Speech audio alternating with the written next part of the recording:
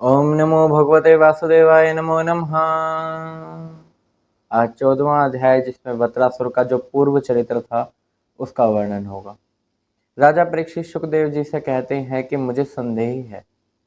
वह उनसे पूछते हैं कि तुम्हें क्या संदेह है। तो राजा परीक्षित कहते हैं कि वत्रासुर एक राक्षस था, रजोगुणी और तमोगुणी संपन्न था। तो उसे भगवान में इतनी भक्ति कैसे प्राप्त हुई। वो युद्ध के दौरान भी श्री नारायण के अंदर अपना ध्यान लगाए हुआ था, उसकी श्री कृष्ण भगवान में इतनी भक्ति कैसे हुई। क्योंकि जो भक्ति है यह भी दुर्लभ है, इसको पाना भी हर किसी के लिए संभव नहीं है। हम जो मनुष्य हैं यह लगा लो कि धूलि के कण के समान है और भरे पड़े हैं इस दुनिया में। और इस दुनिया में भरे पड़े होने के बाद इनमें से कुछ हजारों होते हैं, अरबों में से, जो मुक्ति की ओर जाते हैं। और उनमें भी कुछ विरले होते हैं, यानी बहुत ही कम होते हैं, जो भगवान को प्राप्त करना चाहते हैं, जो भगवान से सिर्फ भगवान को ही मांगते हैं और कोई विषय भोग नहीं मांगते।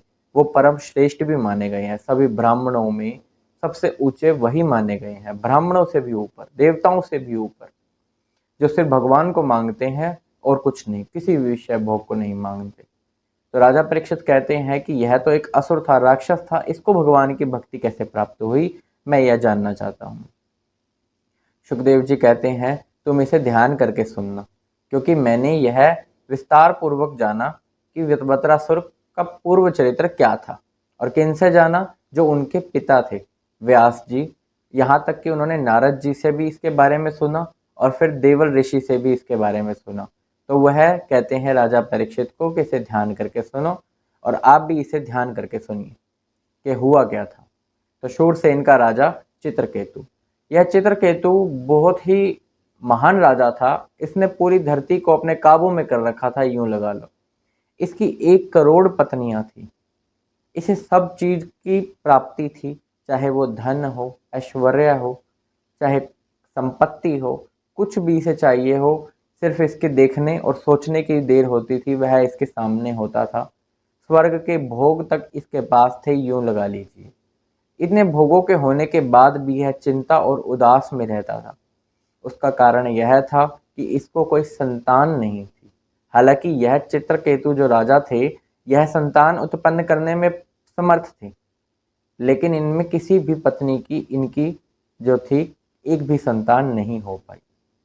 वो संतान ना होने के कारण यह बड़े ही दुखी रहते थे। एक दिन अंगीरा ऋषि, जो कि शाप और वरदान दोनों देने में समर्थ है, वह इनके महल में आ पहुंचते हैं। उनका आदर सहित सत्कार करते हैं, उनको आसन देते हैं, बैठाते हैं, विधि पूर्वक पूजा करते हैं। राजा पूजा करने के बाद खुद नीचे बैठ जाते हैं और राजा जो हैं चिंता में अपना बैठे होते हैं। अंगीरा ऋषि समझ जाते हैं कि कुछ तो बात है। वह समझ जाते हैं कि कोई तो चिंता है इसके मन में, लेकिन वह जताते नहीं, कुछ पूछते नहीं। वह बस यूं करके कहते हैं कि सब सकुशल तो है ना, तुम्हारे पास जो धन संपत्ति ऐश्वर्य है सब सही तो है ना, तुम्हें किसी प्रकार की कोई हानि तो नहीं है, तुम्हारा कोई शत्रु तो नहीं है, इस प्रकार कह रहे हैं, इस प्रकार पूछ रहे हैं उससे। लेकिन फिर वह यह भी कहते हैं कि जिसके मन में शांति हो, यानी जिसका मन शांत हो, उसे वैसे ही सब कुछ कुशलता है। चाहे उसके पास फिर कुछ हो चाहे ना हो, चाहे कोई विषय भोग मिले चाहे ना मिले, जिसका मन शांत है वह कुशल ही कुशल है। लेकिन यहाँ पर अंगीरा जो राजा है, अंगीरा जो ऋषि हैं, वह देखते हैं कि राजा के मुख पर चिंता है, तो उनसे पूछ रहे हैं, बट इनडायरेक्टली। राजा समझ जाते हैं। वह उनको कहते हैं कि मेरे पास सब है, सभी ऐश्वर्य, संपत्ति, धन, पत्नियां, रानियां, दासियां सब हैं मेरे पास, लेकिन मुझे संतान नहीं है और संतान के कारण मैं दुखी हूँ। यो मान लीजिए कि यदि किसी भूखे को अन्न ही चाहिए तो वह उस धन संपत्ति का क्या करेगा? फिर वह अन्न की ही कामना करेगा। तो वह भी सिर्फ संतान की ही प्राप्ति चाहते हैं। वह चाहते हैं कि मेरी संतान हो, इसके अलावा उन्हें कुछ नहीं चाहिए। अंगीरा ऋषि उनकी साधना से, उनकी भक्ति से, जो उन्होंने आदर सत्कार किया, विधि पूर्वक पूजा की, उससे भी प्रसन्न थे। और उन्होंने कहा कि तुम्हारी एक संतान होगी जो तुम्हें सुख भी देगी और जो तुम्हें दुख भी देगी। और उसके लिए उन्होंने एक यज्ञ किया, और वो यज्ञ का जो प्रसाद था वह जो पाएगी उनकी पत्नी, उसी को गर्भधारण होगा। अब जो उनकी सबसे बड़ी पत्नी थी उसका नाम था कृत्यवती। तो कृत्य जो उनकी पत्नी है वह उस प्रसाद को पाती है और उनका एक पुत्र जन्मता है कुछ समय के बाद। वह पुत्र इतने सालों के बाद उनको प्राप्त हुआ, इतनी कड़ी मेहनत के बाद प्राप्त हुआ। जो अंगिरा ऋषि थे उनके आशीर्वाद द्वारा उनको प्राप्त हुआ। तो जैसे कोई वस्तु होती है बड़ी ही कठिनाई से मिलती है तो उसका मोल भी उतना ही ज़्यादा होता है। इसी प्रकार उनकी आसक्ति, उनका प्यार, उनका मोह बड़ा ही ज़्यादा था, माता का भी, क्योंकि उनकी भी एक ही संतान थी, और पिता का भी।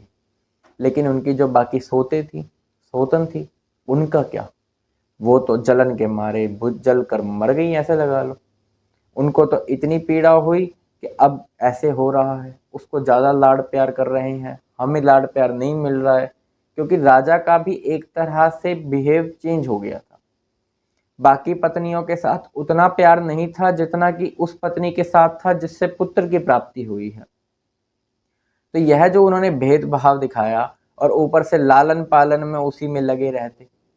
राजा का तो किसी पत्नी की तरफ ज़्यादा विशेष ध्यान था ही नहीं सिवाय कृत्य के, क्योंकि उनकी संतान थी तो उस पत्नी को ज़्यादा विशेष प्रेम मिल रहा था, लेकिन बाकियों को नहीं मिल रहा था। फिर वह बाकी आपस में बात करती हैं, अरे बहनों, देख रही हो हमारे साथ क्या हो रहा है, हमारे साथ तो दासियों से भी कि दासी का बिहेव किया जा रहा है हमारे साथ। ऐसा व्यवहार तो किसी के साथ ना ही हो, क्योंकि जिसकी संतान नहीं होती वह स्त्री तो बड़ी ही अभागनी है, उसके तो सारे भाग्य नाश हो गए हैं, वह तो जीते जी मर गई है, बांझ है वो है। वह आपस में बातें कर रही हैं, कहती हैं कि ये जो दासियां हैं यह अपना काम करेंगी, अपने पति की सेवा करेंगी, सम्मान तो पाएंगी, अपने पति से सम्मान तो पाएंगी, चाहे इनका पुत्र हो चाहे ना हो, पुत्री हो चाहे ना हो, लेकिन कम से कम सम्मान तो इन्हें मिलेगा। लेकिन हम, यदि हमारा पुत्र नहीं है, पुत्री नहीं है, इसमें हमारा क्या दोष है, लेकिन हमें तो कोई प्रेम भाव मिल ही नहीं रहा है अपने पति से। यह जो हमारे पति हैं यह तो उसके लालन पालन में ही लगे रहते हैं, उसी की सेवा पानी करते रहते हैं, उससे ज़्यादा प्रेम है, और उस पत्नी से ज़्यादा प्रेम है जिसने इसे पुत्र दिया है, जो सबसे बड़ी पत्नी है। तो हमारा क्या। बस इस प्रकार की बातें चल रही थी, और उन स्त्रियों ने अपनी क्रूरता दिखाई। क्रूरता ऐसी दिखाई कि उन्होंने विष लिया और उस बच्चे को पिला दिया। विष पीने के बाद बच्चा जब सो रहा होता है, माता को तो यही लगा बच्चा सो रहा है, माता भेजती है किसी को उठाने के लिए कि तुम जाकर उसे उठा दो। जब वह उसे उठाने जाते हैं तब वह देखते हैं कि यह तो आंखों की पुतलियां ही उल्टे बैठा है, उसकी आंखों की पुतलियां ही उलट गई हैं। वह उसे मरा हुआ पाते हैं और महल में हल्ला मच जाता है। माता दौड़ती हुई जैसी होती है उसके पास जाती है, अपने पुत्र के पास, देखती है मेरा पुत्र तो जीवित ही नहीं है, मेरा पुत्र तो मर गया है। और वह पुत्र जो उन्होंने इतनी मेहनत के बाद प्राप्त किया, वरदान और आशीर्वाद के द्वारा प्राप्त किया, वह पुत्र अब नहीं रहा। माता की दुर्दशा तो बड़ी ही बुरी थी, वह तो अपने आप को संभाल ही नहीं पा रही थी और बेहोश हो गई, मूर्छित होकर वहीं गिर पड़ी। उसके बाल बिखर गए, वस्त्र अस्त पस्त हो गए, पता ही नहीं है उसको, होश ही नहीं है उस माता को कि जिसका पुत्र नहीं है। वह माता इतनी दुखी होती है, इतनी दुखी होती है, और जब वह होश में होती है तब वह किसी को नहीं छोड़ती, वह सबको बुरा भला बोलना शुरू कर देती है, क्योंकि उसके मन में इतना दुख हो गया है। वो जो रानियां थी जिन्होंने विष दिया था, और अन्य भी जो लोग थे महल के अंदर, सभी आते हैं, दुख का विलाप करते हैं, बड़ा ही रोते हैं, चिल्लाते हैं। और माता का रोना चिल्लाना वह तो देखा नहीं गया, वह तो बहुत ही ज्यादा ऊंचे स्वर के अंदर रो रही थी, छाती पीट पीट कर रो रही थी। उस परमात्मा को, उस विधाता को दोष दे डाला।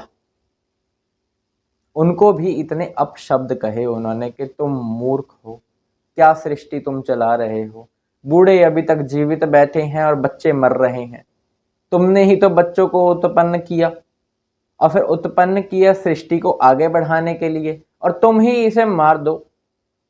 तो सृष्टि कैसे आगे बढ़ेगी? तो अपने किए कराए पे क्यों पानी फेर रहे हो? लेकिन जो दुख है उसके कारण बुद्धि उनकी स्थिरता में नहीं है, इस कारण उन्होंने विधाता को भी अपशब्द कहे और मूर्छित हो गई। जैसे ही पिता को खबर मिली, यानी राजा चित्रकेतु को खबर मिली, वह भी जैसे थे वैसे नंगे पांव दौड़ते हुए महल की तरफ दौड़े, लड़खड़ाते हुए। बात सुनकर उनका दिमाग नहीं काम कर रहा। जैसे थे वैसे दौड़ते हुए, भागते हुए, बाल बिखेरे हुए, वस्त्र का कुछ ध्यान नहीं है, अपने पुत्र के पैरों में आकर पड़ जाते हैं और रोते हैं, चिल्लाते हैं, विलाप करते हैं। इतने में उनकी पत्नी होश में आती है। अब दोनों विलाप कर रहे हैं, दोनों रो रहे हैं। जिन महारानियों ने विष दिया था वह भी बैठकर झूठा रोना धोना कर रही हैं देखकर। लेकिन यह स्थिति जब नारद जी और अंगिरा ऋषि देखते हैं तो उनसे भी सहन नहीं हो पाता। उनको भी बहुत ही बुरा लगता है और वह उनको समझाने के लिए अब महल आ पहुंचते हैं।